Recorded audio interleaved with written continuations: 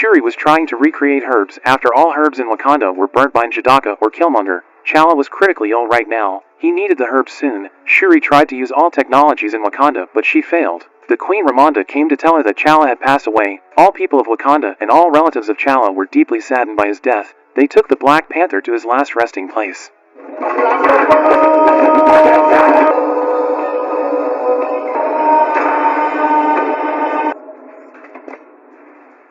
One year later, the Queen Ramonda attended a meeting of the United Nations. In that meeting, Wakanda was pressured by other nations to share the vibranium as what T'Challa promised. The Queen Ramonda told them that Wakanda refused to share the vibranium with other nations. She was afraid that the vibranium was misused as weapons to kill each other. This decision was also made after considering the fact that Wakanda had lost the Black Panther as their protector. But despite that fact, it didn't mean that Wakanda had become a weak nation. They had strengthened their defense instead to protect the vibranium. As the evidence, Okoye and the Dora Milaje had defeated and arrested the French army who tried to steal the vibranium in Wakanda's mine of vibranium. With the evidence of the arrest of the army, the Queen Ramonda warned everyone to not underestimate Wakanda, especially not to misuse the vibranium illegally. In the Atlantic Ocean at night, the CIA agents used the new vibranium detector in their expedition to find vibranium in the ocean. With the help of the detection device, they found the mine of vibranium that they were looking for. Some divers were ordered to get at the bottom of the ocean to inspect the mine, but not long after that, the divers were gone mysteriously one by one. A few minutes later, a sound of singing came from the bottom of the ocean. The sound hypnotized all members of the ship's crew to jump into the ocean. After that, some mysterious blue-skinned people climbed the ship and killed all CIA agents there. Hundreds of people were killed in that incident. Only the leader of the expedition, Valentina, who managed to save herself. After that incident, the CIA agents accused Wakanda as the killer in that mass killing. At night, the Queen Ramonda asked Shuri to burn the white cloaks with her as a symbol that they had accepted the death of T'Challa, but Shuri refused because she still mourned him. In the darkness, suddenly something came from the lake area. It was Namor, the leader of the blue-skinned people's force who attacked the CIA agents before. The Queen Ramonda and Shuri were surprised that Namor could get through the advanced security of Wakanda. Namor came to protest to Wakanda. He blamed T'Challa, who had revealed the existence of vibranium to the outside world. Because of him, there were many people who tried to steal the vibranium, even at the bottom of the ocean. Apparently, there was also a mine of vibranium in Namor's place like in Wakanda. He told the Queen Ramonda to catch the scientist who had invented the vibranium detector. If the Queen Ramonda refused, Namor and his army would attack Wakanda. The next day, Shuri and Okoye met Agent Ross to find the identity of the scientist that was mentioned by Namor. From Agent Ross, they received an information that the scientist who had invented the vibranium detector was a MIT student called Riri Williams. Shuri asked Riri to go to Wakanda with them. Before leaving, Riri took Shuri and Okoye to her base to pack her things. She did all of her researches there. Shuri and Okoye were amazed by them. Before they left, the FBI suddenly came and surrounded Riri's base. Shuri ran away by using a motorcycle. Okoye ran away by using Riri's car, and Riri ran away by using an Ironheart suit that she made. When they managed to escape from the FBI, they were suddenly attacked by Namor's army.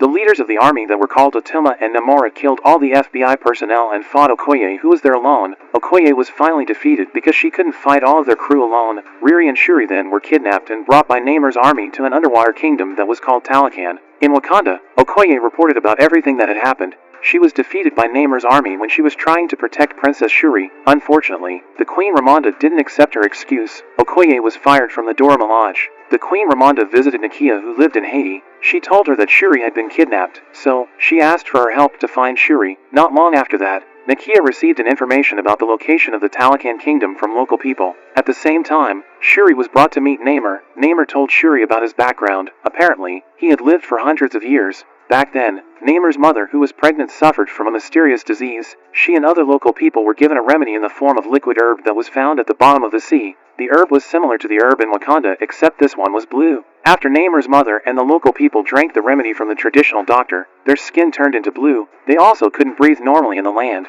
Because of that, Namor was given birth to in the ocean. He was the first person who was born after that mysterious incident. Namor grew as a special child. He was gifted with a special superpower and small wings on his legs. Before Namor's mother died, she said that she wanted to be buried in her village. Because of that, Namor and others came to the land to bury his mother. But when they arrived at the village, they were surprised to see many villagers were being enslaved by the Spanish colonial army. Namor was furious to see that, so he killed all of them. Since that incident, Namor hated the human race. He had a big ambition to rule the world. He asked Wakanda to work together with him. If Wakanda refused, they would be the first nation that would be destroyed by Namor. Then, Namor invited Shuri to go see the beautiful view in Talokan Kingdom.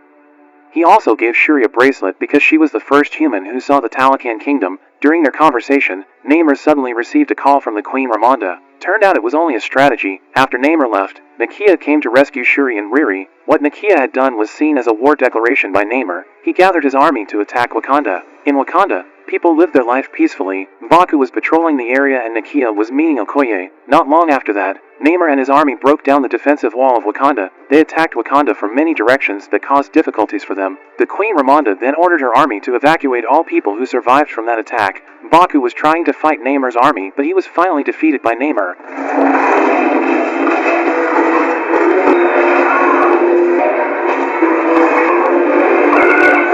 Shuri came with an airplane and shot Namor, but she failed because Namor moved so fast when he was underwater. Namor attacked them with water that drowned the Queen Ramonda and Riri Williams. The Queen Ramonda, who was still conscious, tried to save Riri, but unfortunately, she died because of it. Namor didn't regret what he did. He warned Wakanda that he would come back in a week if they refused to bring Riri Williams to him. The death of the Queen Ramonda made Shuri become the only succession to the throne who was still alive. Shuri, who was still enraged, didn't want to mourn for too long. She tried to continue her research on the herbs, so she could have the superpower of Black Panther to revenge the Talokan kingdom. Shuri used a piece of bracelet that Namor gave her. She thought the bracelet was also made by herbs. Shuri and Riri worked together to create various weapons. Shuri finished the new suit of the Dora Milaje, which was equipped with many weapons and defenses. Riri also tried to upgrade the Ironheart suit so it could be used in the battles. Shuri's effort wasn't useless. She finally found the right formula to regrow the herbs. Nakia dissolved the herb and gave it to Shuri. According to the tradition, Shuri was sent to the world of the ancestors, but she didn't find the Queen Ramonda there. Instead, she found her cousin, Killmonger. Shuri was surprised and mad when she met Killmonger. She felt like she was left by her ancestors. She also despised Killmonger, but Killmonger told her that they met there because they were the same. They both had a big ambition to take a revenge. Killmonger also told her that all former Black Panthers were weak people. He burnt all the herbs so there wouldn't be the next Black Panther. But now he saw a strong Black Panther in Shuri. After that, Shuri woke up and became mad because she didn't meet her ancestors. Nakia thought that their experiment had failed, but turned out Shuri already had the Black Panther superpower. With that superpower, Shuri was more convinced to take a revenge.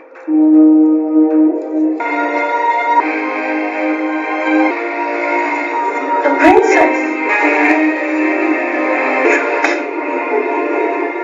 Baka disagreed with Shuri's decision at first, but Shuri didn't want to listen to him. The next day, the army of Wakanda prepared themselves to attack the Talokan kingdom. They were heading to Talokan by using a ship. As they arrived in the middle of the ocean, Shuri lured Namor and his army to go to the surface of the water. The battle between two kingdoms finally began. In the beginning of the battle, Wakanda attacked Talokan relentlessly. They just realized that there was a lot of members of Talokan's army.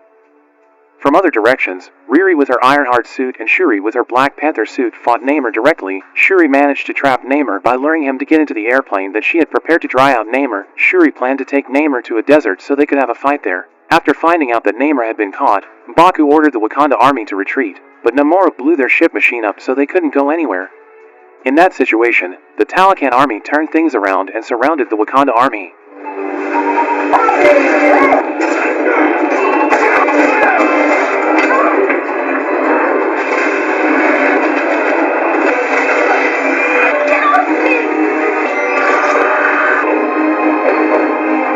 At the same time, Namor and Shuri got into a fierce battle in a hot desert. Namor was powerful. He still could fight and stab Shuri with a spear.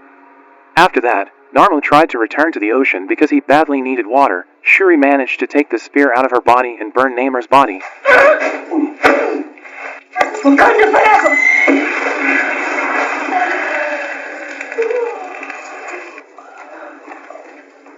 When she tried to kill Namor, she suddenly had a vision from the Queen Ramonda. The Queen asked Shuri to let Namor go because she didn't want any bloodshed in their battle. Namor finally submitted to Shuri and agreed to be Wakanda's ally. Because of that decision, the Talokan army and the Wakanda army had become ally and reconciled with each other. After that battle, Wakanda finally regrew their herbs. Before leaving Wakanda, Shuri gave Riri a car as a farewell gift. In Talokan, Namor was mad at Namor because he had given up to Wakanda. Namor told her that someday Wakanda would need a help from Talokan because they didn't have another ally from the outside world. They could take advantage of that situation to revenge humans in the outside world. In Wakanda, while Shuri was gone, M'Baku usurped the throne. Shuri was visiting Nakia in Haiti at that moment. She burnt the white cloak like what her mother wanted back then. It was a symbol that she had accepted the death of her mother and brother. Apparently Nakia had a son with Chala. Chala agreed to raise their son in Haiti so he wouldn't be bothered by politics in Wakanda. Their son was called Toussaint. His real name was Prince Chala.